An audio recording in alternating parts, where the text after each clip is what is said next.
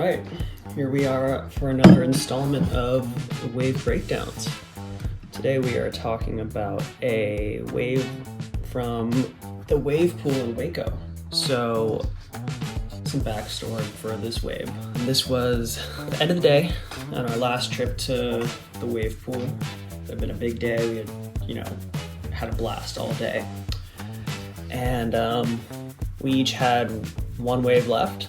The day was winding down, so it was our last couple of waves coming through. And I had spent the last probably 30 minutes of that day session, whatever you want to call it, trying to do something different. I'd come close on a couple of attempts for this particular move, and I really just wanted to stomp one. And I had a couple before that I didn't quite commit to all the way, and that kind of resulted in me not quite riding out, not quite stomping it like I'd want to. And so I was like, all right, here, this is the last one. This is my last chance to stomp one hard. So I really gotta just commit to the rotation all the way and get all the way around, but so you're landing flat, not kind of on an angle. And it was a cool. That section is so fun. That setting, the double barrel setting at Waco is just insane. It's the biggest air bowl. And the great thing about it is it's the same every time, so you get to really figure out your line and just dial it all in.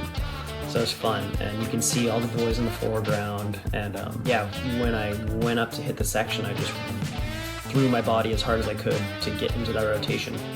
And people will probably debate what move it was. I'm calling it a gainer flip, angry dragon, if you will. There's, it's up for debate, I guess, about the rotation and which move it is, whether it's a gorf or it's a gainer flip or it's some sort of, I heard someone say it's a tweaked air forward, which I just don't necessarily agree with. I think it's a angry dragon, and got to give props to the Maui boys. They're the first ones doing this move not way back in the day, but some time ago. They have been doing this move for a long time, and they paved the way. And then the Tahitian, I believe David Tuarau was doing these out of the bowl in some serious waves in Tahiti. So those guys, were paving the way for us to try new maneuvers, and you got to give props to those guys for pushing the limits. And this wave was really,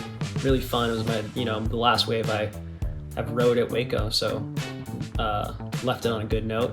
And one of the best parts about this wave is you see right when I landed, I'm riding out of the whitewash, and you can see Craig coming in for the claim, give him a big hug. We were just all having a great time. That was a good one. So I hope you enjoyed this little wave breakdown as much as I did writing and talking about it.